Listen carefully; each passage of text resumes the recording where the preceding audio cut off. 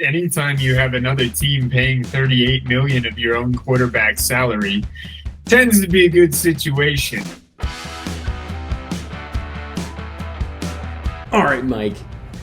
This week, sponsored by Prips, the only drink that will take you back to the 1970s.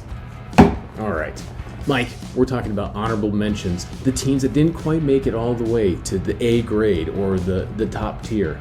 We're talking about the teams that absolutely won the day, but hey, maybe there's some questions alongside of it as well. So, I'm going to take you through the list, and then let's go from there. Are you ready, Mike? For your honorable mentions, Mike, the list of honorable mentions that I have that just didn't quite get there because they had some questionable departures or something like that. Starting with one, Atlanta. Atlanta Falcons definitely being up in the topper end of the free agency period with the likes of scoring Kirk Cousins. That's my first honorable mention. The second one is Tampa Bay. That one's going to be more on the key re-signings rather than who they picked up. I'm also going to say Pittsburgh is an honorable mention here. Just clever tactics and an excellent coaching squad. Let's just say that's a deadly combination. And then finally, you also have the like of the Titans, who initially I said had, day one I was like, holy cow, this is not good. But you look a little bit later to some of the other signings they've had, and I got to give them an honorable mention, Mike. So, are you ready to dive deep? What do you think about that initially? I'm shocked that you put Atlanta into the honorable mentions here, Dirk. They've signed the up and up of quarterbacks, the store brand version of a franchise quarterback, Kirk Cousins, who, by the way, now in career earnings is salary-wise out-earning Tom Brady, which is astonishing. I don't know how teams keep falling into the Cousins trap. I think Cousins is a decent quarterback, but he is, in my mind, still like a poor man's Phillip Rivers, which where does that get you? So I just don't know if I see. I mean, I guess Cousins is the kind of guy who stopgaps Atlanta to like a 9-8 season or something like that, you know? I'm not super keen on the rest of what they've done, though, in free agent. Like, I'm not in the know as much on Atlanta's moves beyond Cousins. But that one gives me a little bit of pause. What do you think, Dirk? All right, so the reason I have them as an honorable mention is really because of the contract deal. If Baker Mayfield is a $100 million quarterback in 3 years, for 4 years in Kirk Cousins and a much more proven quarterback sounds like a decent deal to me, and that's an honorable mention category. But they've also had two other signings that at least should be mentioned here. First is McCollum, the defensive player that they've signed, and Darnell Mooney, signing him to maybe a little bit high of a contract for what I think he's worth. These at least now complete, at least on paper, the Atlanta Falcons. You now have a quarterback where that's just been the absolute question mark of who's even a starting quarterback for the Falcons. Now you have Cousins paired up with Bijan and paired up with the likes of Kyle Pitts. You have Darnell Mooney, you have London, you have a lot of explosive weapons on that offense. I just don't think that you can miss now. At least the mark is very high for that offense, and they have gone out and done what they needed to in free agency and at least filled the gaps, and that's an honorable mention to me. Biggest thing is that deal with Kirk Cousins, significantly lower than an unproven guy still, in my opinion, in Baker Mayfield. What's your reaction to that, Mike? Yeah, I mean, as far as Baker is concerned, I guess it kind of makes sense. I don't really, Tampa Bay got to the divisional round with the guy, right? So, they've seen him. Remember, he's the number one overall pick 6 years ago or something. So he had a high ceiling. We've never really seen him reach that ceiling. I don't know that we're ever going to see him get there, but Mayfield is probably good enough to keep your team a contender-ish. Like, we're talking like the wild card, the divisional round. And I guess maybe in theory, what Tampa Bay is hoping to do is build a monster team around Mayfield in the same way that someone like San Francisco built. That might be the game plan for them. I don't know if I see it really working out, but the one thing that these teams have going for them is they play in the NFC South, which is just, basically like, I don't know, they're playing in the whack of the NFL or something. It's not a powerhouse division right there. So who knows? Maybe Baker Mayfield is going to be a perennial NFC South guy.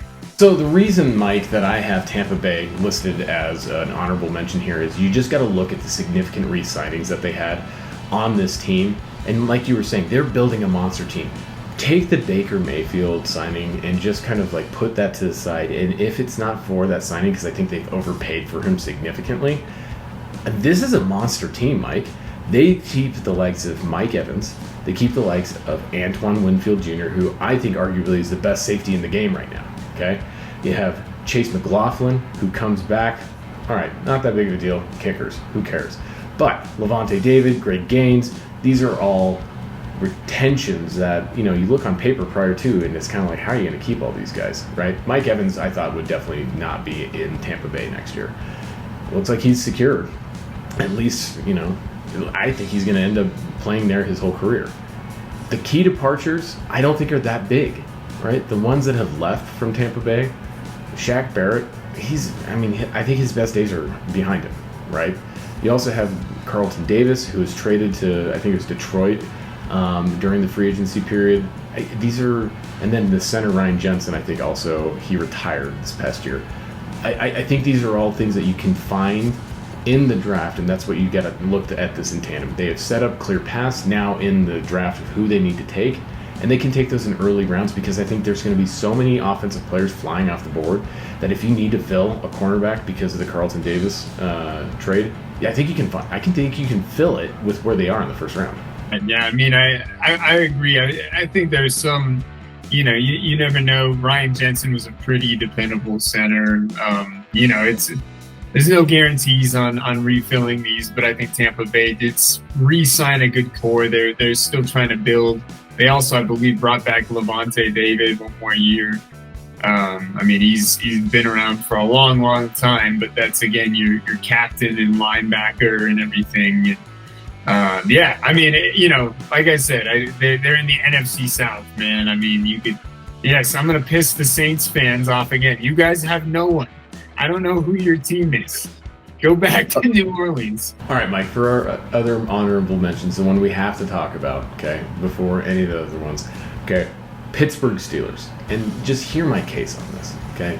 So the Pittsburgh Steelers, they didn't have that, electric of a free agency period so far. But what they did do is they secured a Super Bowl winning quarterback for a very minimal salary at best. The risk of this going south is so low because of the amount that you've put into this investment. I think it's a brilliant signing. You get the likes of Russell Wilson alongside Mike Tomlin, and that's a deadly combination no matter where Russell is in his career. So I love this signing. I think the AFC North is now just littered with good quarterbacks, and also probably it might be the most talented division in football at this point, and they might just cannibalize themselves. It's weird to think with what Cincinnati has right now that they're probably going to be the worst team in that division. Other things in there, they got Patrick Queen, which is a pretty huge, significant signing in division. They got the likes of Deontay Jackson, who they acquired in the trade with the Panthers, and shedded a locker room problem from Deontay Johnson, the wide receiver who was consistently so hurt. He wasn't contributing last year until the 6th game. I think before he had that week 10 touchdown, it had been something like 20 weeks since he actually had a touchdown. He just never came out to be the guy they thought he was going to be anyway. So my point here is that the departures aren't that big. You're looking at Mitch Trubisky that is gone. You're looking at Deontay Johnson, who's gone through that trade, and Okafor, who's gone now too. I just think that they have contributed so little in terms of the actual investment in the free agency period while getting so much. This team looks great on paper. They're competing for the division championship or division title. Anytime you have another team paying $38 million of your own quarterback salary, tends to be a good situation. Yes, they signed Russell Wilson literally to the veteran minimum, and it's, as you mentioned, no liability to them. But they're probably going to get NFL starter caliber play from him. And the difference between the Steelers and the Broncos is that Pittsburgh has a better power run offense and probably a better offensive line than Wilson ever had in Denver. I mean, I don't know if he's going to get them to like a Super Bowl contender status, but maybe. I don't know. I mean, it's just if Wilson's baseline for play is last year and the Steelers get that level of play, they're going to be a tough team because the rest of the team is tough. I mean, it's kind of like when he was, it's not like Russ the year they won the Super Bowl with the Legion of Boom. Russ wasn't like an all-world quarterback yet. He was good, but I don't know that he was all-world in 2013, and like it was a few years later he started to really become great. I mean, if he's just a decent quarterback surrounded by a really good team, the Steelers are scary. Look out. So I'm with you on that one, Dirk. I'm going to go ahead and actually elevate Pittsburgh into a winner. Not even an honorable mention. I'd put them into the winner category. Let's just point this out, Dirk, that if we go back to the December 28th or whatever edition of the Buford Sports Network, I'm standing in a Santa Claus hat, and I'm saying Russell Wilson is going to the Pittsburgh Steelers. So, Buford Sports Network, prescient, calling it, all the things.